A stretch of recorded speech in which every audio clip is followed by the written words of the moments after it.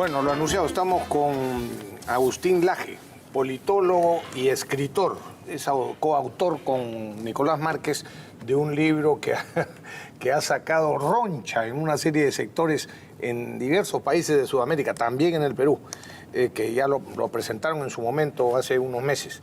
El libro negro de la nueva izquierda. El libro negro de la nueva izquierda también. Es un hombre odiado y amado, pero yo quiero saber por qué te odian. A ver, explícanos la razón de este odio. A ver. Porque dice la verdad. A ver, digamos que no hay nada más intolerable que aquellos que se dicen tolerantes y que no toleran ninguna voz que no sea como las de ellos, ¿no? Y los que me odian a mí son los que no pueden escuchar voces que disientan con una idea dogmática en la medida en que ahora resulta que nadie puede ser crítico con la variable del género. Nadie puede criticar el género, no sabemos muy bien por qué. Yo, digamos, tengo algunas ideas de por qué nadie puede ser crítico con el género, y la gente le sale ronchas. O sea, yo voy a una universidad y resulta que tengo que entrar con guardaespaldas. A una universidad donde se supone que se discuten, ¿qué cosa? Ideas. Bueno, acaba de legislarse en los Estados Unidos para las universidades públicas que si hay actos como los que tú describes, el gobierno de los Estados Unidos deja de financiar a esa universidad, porque hubo un escándalo en Berkeley en el cual una persona de la derecha americana fue a explicar sus puntos de vista y se armó un motín gigantesco y Ben Shapiro creo que fue. Sí, y no pudo hablar. Bueno, eso es bajo el subterfugio del hate speech o crimen de odio, discurso de odio. Entonces, ¿a mí de qué se me acusa a los que me odian, justamente? Los que me odian dicen que yo tengo un discurso de odio. ¿Discurso de odio contra los homosexuales o contra los que tienen o los de la ideología de género? Exactamente. A ver, el problema con el discurso de odio es que aquellos que tienen el poder para decir que es un discurso de odio son los que establecen las pautas a partir de las cuales nosotros vamos a creer que existe algo que se llama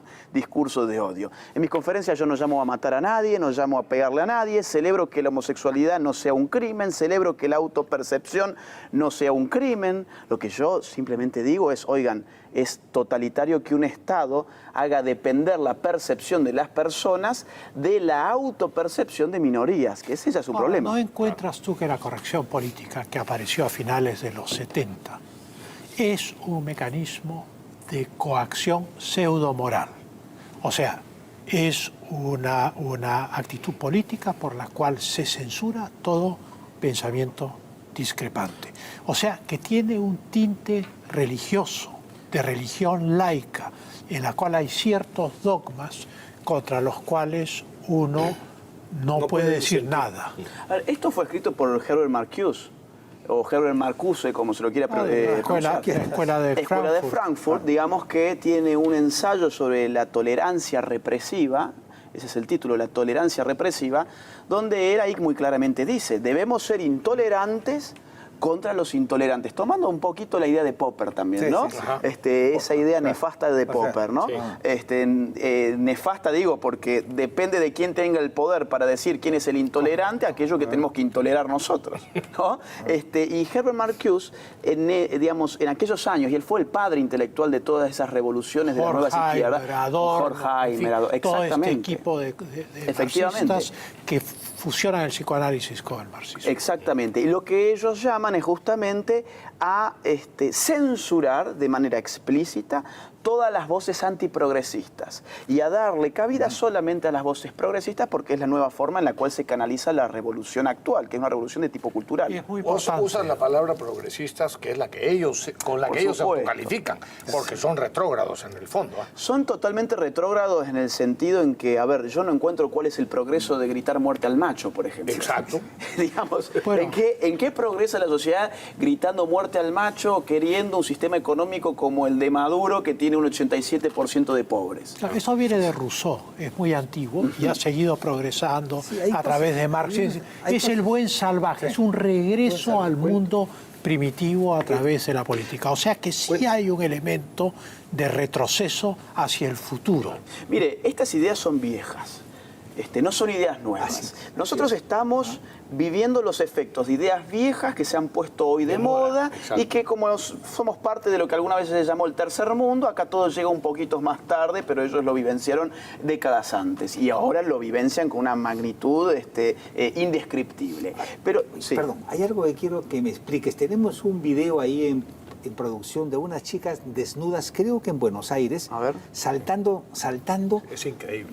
No entiendo qué es lo que buscan, protestan qué es lo que quieren, contra de qué protestan. Personas o contra algo similar a lo que han video? hecho ¿Está o el lo video? que hacen. Sí, está. ¿Sí? Ahora lo ponen. Por Póngalo, ejemplo, apenas lo tengan, por favor. eventualmente podrían haber sido. Aquí ayer ha sido la conferencia de ustedes en San Marcos. En la Universidad de San Marcos. Y hubo 4 gatos en el fondo, pero 4 gatos fueron tratando de... por cierto, el auditorio estaba repleto. Con 500 personas. 200 se quedaron afuera, lamentablemente, porque ya no había más espacio. Así, pero querían entrar y sin embargo habían unas cuantas, 4 gatos, estos de la ideología de género feminista, que sabían quiénes son los que estaban exponiendo, él y Nicolás Márquez, y trataron de impedir que alumnos ingresaran. Se encontraron además con la sorpresa de que gente que había sido homosexual los enfrentó. Incluso creo que había algún transgénero, ¿no? Exactamente. Cuenta eso. No sé si producción tiene el video o no. ¿Lo tiene? Bueno, mientras... ¿Esperamos o, por favor, dígame, ¿lo van a poner ahorita o esperamos? Ahí va. Ahí está, mira. Ahí está, eso. A ver, explica eso, hermano. Yo creo que ni Freud podría. A ver, son performance, digamos... Están guapas, sí, pero... No, yo tampoco las veo guapas, digamos, porque... No entiendo. ¿Están escuchándonos? ¿Estamos en on? Es como Pussy Riot. Es como Pussy Riot, exactamente. Dice atrás un cartel, no sé si se ha visto, feminicidio igual genocidio. Bueno, nadie está de acuerdo con ningún asesinato, ni mucho menos los asesinatos de mujeres que los llaman ahora feminicidios. Pero esa es una manera, digamos, lógica de... digamos, ¿cuántas mujeres salvan con esto? Yo creo que esa sería la primera pregunta. Sí. Es decir, ¿a cuántas mujeres contribuye a salvar una performance como esta? Ya corten. O digamos, lo que se busca en todo caso es cámara, visibilidad, hacer un acto de catarsis individual, digamos, porque eso de colectivo, la verdad que no tiene nada en la medida en que su efecto político es prácticamente nulo. Yo diría, la idea del femicidio es una idea incorrecta. En la medida en que el femicidio o el feminicidio, como lo llaman acá, presupone un motivo bien concreto en el asesinato. Antifemenino en el sentido de yo mato a una mujer por el hecho de ser mujer. Entonces, con la idea de feminicidio o de femicidio, nosotros estamos dando, por supuesto, ideológicamente, de antemano, cuál es la motivación de esa persona que mató a una mujer. Motivación que después nunca se confirma en la justicia, porque no hay ningún peritaje de ningún tipo para encontrar, digamos, si en esa psiquis hubo un intento o hubo, digamos, la idea de matar a una mujer porque esa mujer representa el universo femenino que esa persona, ese asesino, odia. Entonces, ¿qué hacen estas chicas?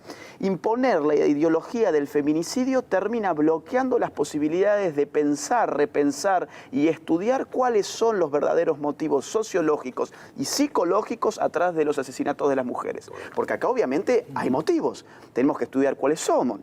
Ahora, si nosotros decimos por anticipado, porque hay guerra de sexos, díganme qué políticas públicas vamos a hacer si ya tenemos un input que es ideológico. El homicidio no tiene género. Por supuesto que no. Y de lo que se trata es de un homicidio. Homicidio no significa sexo masculino, homicidio significa matar a alguien de la especie humana. Exactamente. ¿No? Y entonces, claro, singularizar el feminicidio, más que derecho, es ideología o filosofía política. Mire, claramente, hace poco salió esta noticia que yo les voy a mostrar ahora, y la voy a hallar por aquí. Ustedes saben que Ni Una Menos es el movimiento ya casi global, digamos, que nació en la Argentina, en mi país. Nació ahí. Claro, más o menos hace 4 o 5 años. digamos, ¿cuál fue el discurso de ellos? Fue, bueno, el feminismo va a poner de manifiesto en el espacio público que nos están matando por ser mujeres. La causa de que nos están matando es que somos mujeres y acá hay una guerra entre hombres y mujeres, entonces ese Ni Una Menos va a concientizar a la población y a la clase política para generar políticas públicas efectivas para que los hombres no nos maten más por ser mujeres. Yo en el momento en que esto nació dije esto va a ser un fracaso. ¿Por qué? Porque el input es falso. No se están matando a las mujeres por ser mujeres, sino que eso es una respuesta ideológica fácil. Yo dije, acá hay otra cosa. ¿Tú dirías que se quiere crear una guerra de sexos? Se quiere crear una guerra de sexos por un principio muy viejo de la ciencia política, un axioma casi que es divide y reinarás. Claro. Si yo fragmento a la población, yo soy el que tiene el control sobre las partes fragmentadas. Ahora bien, cuando yo dije todo esto, a mí me trataron de loco, de misógino, de machista y de todo lo que se le puede decir a uno, pero hace apenas unos meses me dio la razón la fundadora de Ni Una Menos. ¿Qué dice? Explícitamente lo reconoce. ¿Okay? A ver, Marta Di León dice, la pareja heterosexual es un factor de riesgo para la vida de las mujeres. En una entrevista a Infobae. La pareja heterosexual es un factor de riesgo para la vida de las mujeres. O sea, digamos, no te fijes en el hombre, porque el hombre es el macho, es el riesgo, es tu enemigo y uno no se acuesta con un enemigo, claro. Uno aniquila a su enemigo. Por eso en la Argentina ya lo que se ve en los grafitis es mata a tu papá, a tu novio y a tu hermano. Denominador común que todos son hombres. Bueno, pero por el otro lado también hay la propaganda LGTB.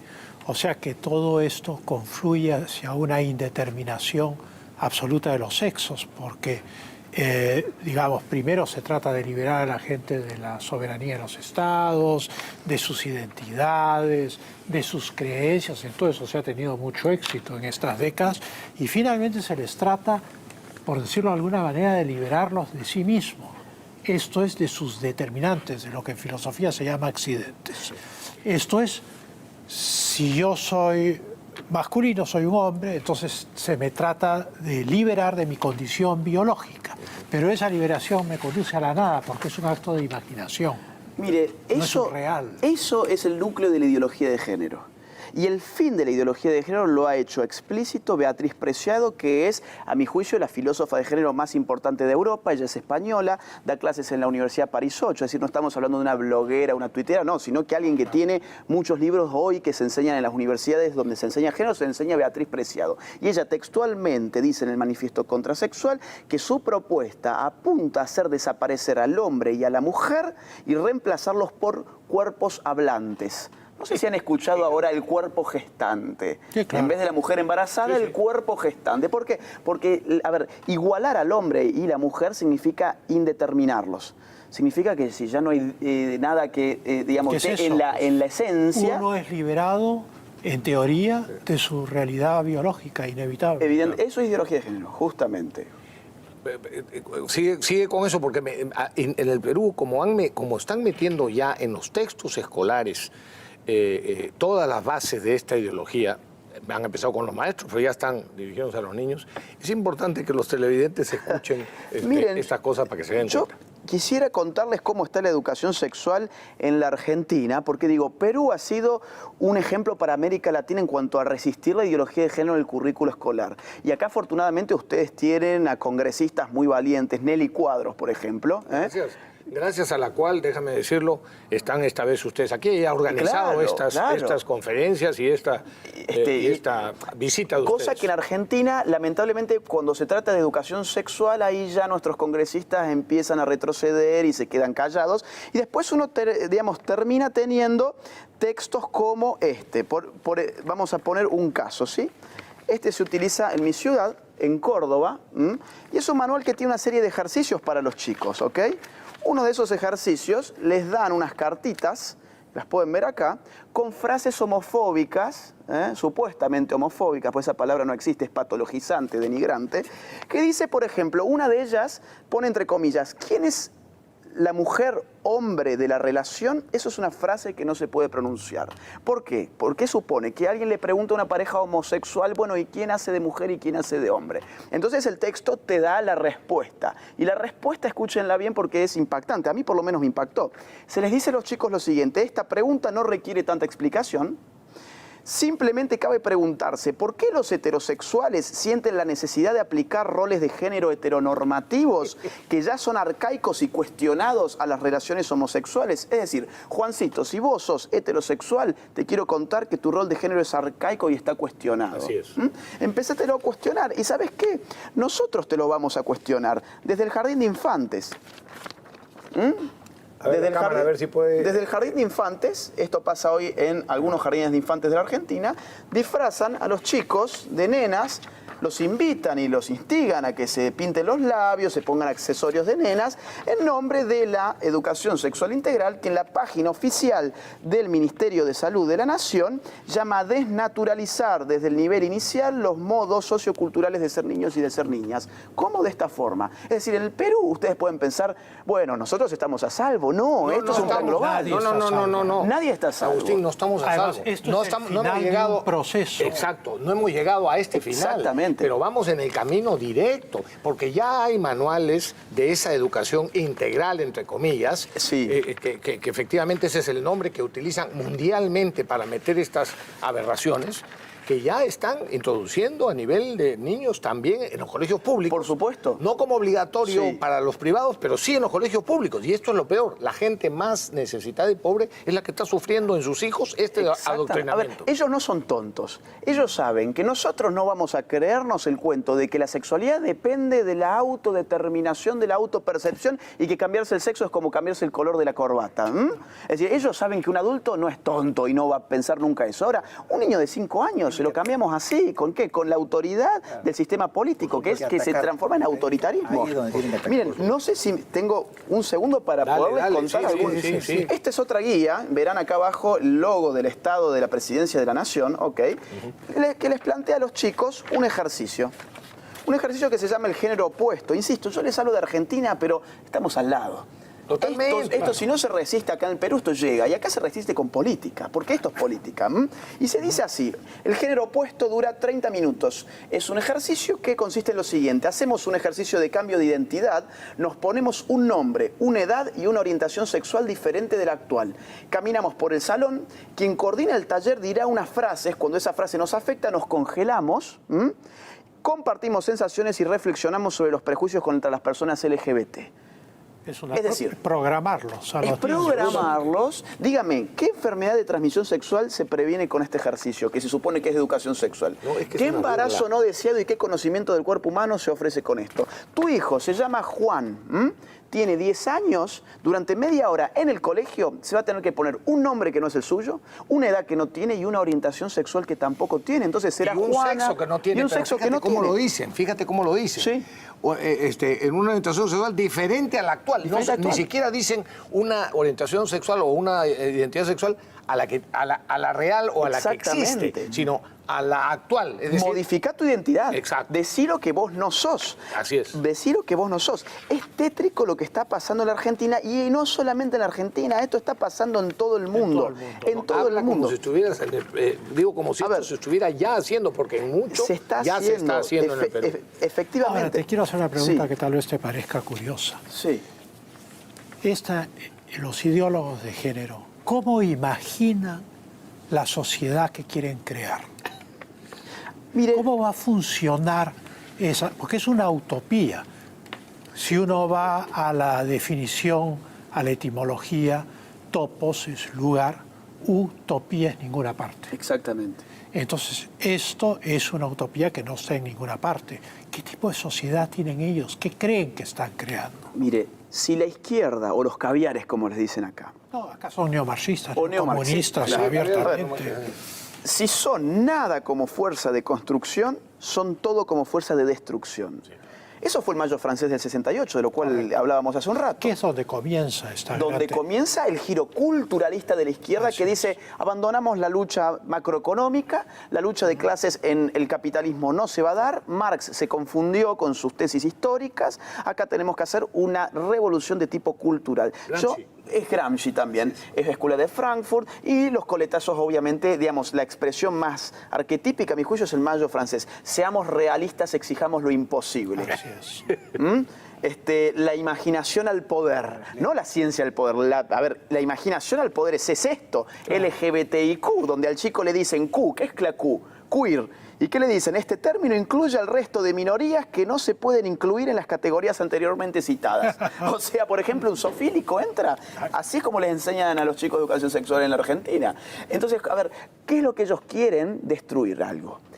¿Qué quieren construir ellos en lugar de eso? Con Bendit, digamos, el líder, el agitador, digamos, juvenil, alemán, aparte él, que estudiaba en Francia, del Mayo francés, cuando tuvo que definir qué es lo que quería el Mayo francés, dijo, no, si nosotros imaginamos cuál es el orden que queremos, lo estropeamos. Solamente sabemos que tenemos que estropear el orden actual. Ellos saben que tienen que deconstruir la sexualidad, porque presuponen que la sexualidad es un constructo social. Y como es un constructo social, no lo hemos escogido, entonces lo deconstruyamos. Ahora, ¿qué es lo que ellos quieren poner en su lugar? Cuerpos hablantes. Beatriz Preciado. Bueno, pero eso es un sinsentido. Eso es un sentido y eso merece la intervención permanente del Estado para igualar sistemáticamente en todo momento y en todo lugar a los sexos. Porque en el momento en que los sexos se diferencien naturalmente, porque naturalmente son diferentes a nivel anatómico, a nivel fisiológico, a nivel genético, a nivel neurológico, en todos los niveles, emocional, psicológico, somos distintos, entonces queremos hacer no más mujeres, sino más hombres, cuerpos hablantes, necesitamos un Estado totalitario. Claro. Lo mismo que se necesitaba para una sociedad sin clases. Claro. La sociedad sin género de hoy es la sociedad sin clases de ayer. Claro, es exactamente lo mismo. Es lo mismo. Solamente que ahora estamos operando sobre la sexualidad como una variable cultural, según ellos, y antes operaban sobre la economía como una variable estructural. Se han invertido los términos. Antes la estructura era lo económico, la superestructura era secundario, era consecuencia de lo económico, eran las maneras de pensar, las formas culturales, etc. Al terminar el sovietismo, la era soviética, que en realidad termina con mayo del 68, porque esa es una rebelión contra el comunismo prosoviético, ortodoxo, entonces lo que se hace es invertir los términos. Bueno. ¿Para qué vamos a hacer la lucha armada y la revolución para tomar los medios de producción y cambiar la sociedad si podemos hacer la guerra cultural, cambiar las mentalidades y todo lo demás cambiará solo? Para que caiga, por supuesto. Esto es como se cocinan las ranas, ¿sí? La rana se cocina en agua tibia. En agua, hirviendo los que no la saben cocinar y la meten vivita y te pega un salto y hacen un enchastre. Eso fue Sendero Luminoso, por ejemplo. Hicimos una revolución armada donde no se podía hacer una revolución armada porque había unas buenas fuerzas armadas, ¿ok? Quienes sí saben cocinar la rana dicen, no, ponela en agua tibia para que no salte y para que se queme ya cuando ya esté allá adentro contenta. Eso es la revolución cultural. Claro. Mira, una de las cosas, yo ya he visto personas que lo afirman además, que la pederastría, es decir, no sé si tienes algún ejemplo, el sexo con menores de edad, es una identidad de género que es igualmente respetable. A ese extremo han llegado en algunos lugares. Hay un muy fuerte en los Estados Unidos que aboga por eso. Es increíble, pero como si fuera, ahí está, como una orientación sexual más de las de todas las barbaridades que hay que admitir. A ver, este es solamente un ejemplo, ¿ok? Hay infinidad de ejemplos. Vamos a poner uno que no está acá y después cuento el que está acá.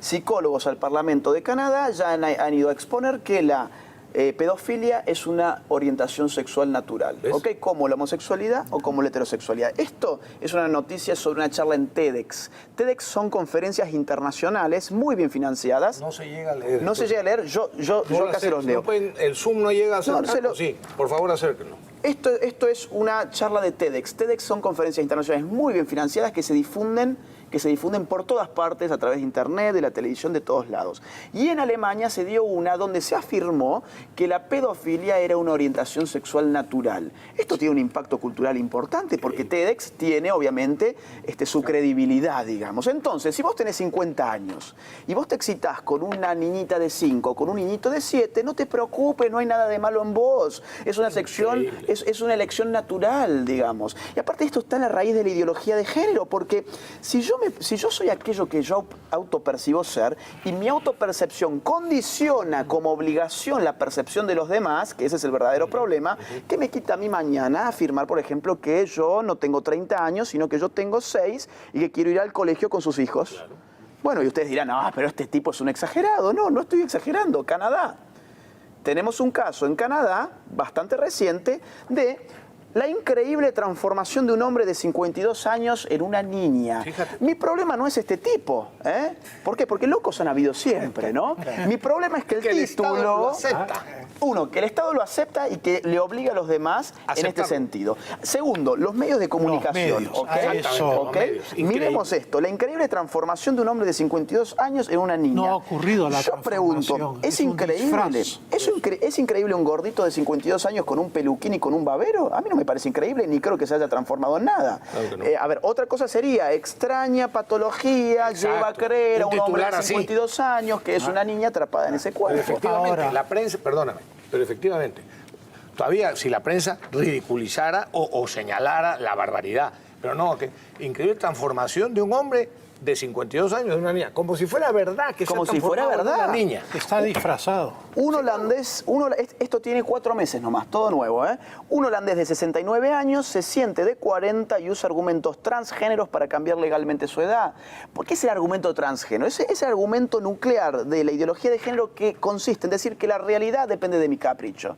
Claro. Y que yo no soy lo que naturalmente soy, sino que soy aquello que yo autopercibo ser y esa autopercepción genera una obligación en los demás que el Estado debe garantizar. O sea, La por ejemplo, sociedad humana no es viable, como es la percepción individualista, subjetiva, en la ¿Qué cual orden nada está determinado. ¿Qué orden social es posible No es bajo... posible ningún ya se ha orden social. producido en Europa algún caso de gente que dice, un momentito, yo tengo 30 años, pero considero y me siento un hombre de 65, así que por tanto empiecenme a pagar mi pensión de jubilación. Bueno, mire, esto es cierto, a ver, es cierto. Yo Esto me pasó percibo en como- Argentina. Ah. En mi país pasó. También. Un señor llamado Sergio cumple 60 años. A los 60 años las mujeres se jubilan en mi país y a los 65 se Los jubilan hombres. los hombres. Por acá. Muy vivo. El señor llamado Sergio dijo, ahora soy, no Marta, soy Sergia. Le cambió la O por la A y dijo, yo me voy a mi casa, páguenme la jubilación. ¿Y qué respondió el Estado? No estamos acá para juzgar. ¿Por qué no podemos juzgar cuando una de las funciones esenciales de un Estado-nación es su capacidad de juzgar? Pero esto no lo podemos juzgar porque hacemos cortocircuito con la ideología oficial, que nosotros mismos la impusimos. Le dijimos a la gente que ella era aquellos que autoperciben ser. Era hombre y hoy es mujer y ahora quiere ser caballo. Entonces, bueno, cosas como estas. Transespecie asegura sentirse como gato y no como mujer. Y tenemos para ser dulce con todas Pero estas son cosas. Hay una que estaba patologías. enamorado de una pared en el aeropuerto de su ciudad. Claro, Una mujer. que dice que ahora se ha casado, se llama Carol, se ha casado. con una estación de tren y tiene sexo mental con ella. A ver, mi problema, insisto, no es... Si ella quiere allá tener es lo que sexo quiera. mental con Sí, una pared, claro. no tengo ningún problema. El problema es que el medio no confunda a la gente. Esto es diario El País, de España. tranquilo. ¿Sí? Transracial, podemos elegir a qué raza pertenecemos. Diario El País de España. No, es increíble. Bueno, Agustín, están haciendo tú y Nicolás Márquez una gran labor en todo el mundo, porque yo sé que han estado en España, por ejemplo, también. En 9 ciudades, ¿Ah? con mucha violencia.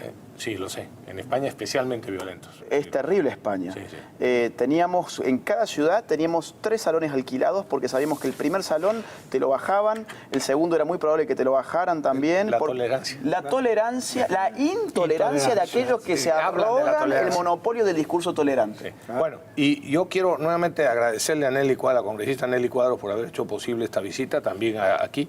Y preguntarte una cosa ya de broma. ¿Te han vuelto a invitar a RPP? Mire, yo esta vez vine muy poco tiempo al Perú. Las otras giras fueron un poquito más extensas. No conozco mi agenda de medios. A mí me dijeron acá, ya o sea que no le puedo Tranquilo, asegurar. tranquilo. Lo que sí, si me da 30 segundos Sí, para dale. dirigirme a la gente del Perú. Dale. La gente del Perú ha sido un foco de resistencia y nos ha enseñado al resto de América Latina a cómo resistir la ideología de género. Con mis hijos no te metas, hoy se replica en todas las naciones de América Latina y yo se los puedo asegurar porque yo recorro toda América Latina hace 3 años. Veo que el Perú empieza a retroceder en las cuestiones del género y que la gente no se duerma. Esta es una lucha política que debe darse permanentemente porque las guerras culturales no tienen fin. No tienen. Tienen inicio pero no tienen fin. Así que estar muy atentos y entender que una lucha cultural es una lucha política también, ¿sí? Y que los mensajes deben ser políticos. Así que animo al pueblo del Perú a que siga enseñándonos al resto de América Latina cómo enfrentar estas maldades. Agustín, nuevamente gracias. Muy amable, Muy bien, gracias. Gracias. Muy bien, vamos a una pausa y regresamos.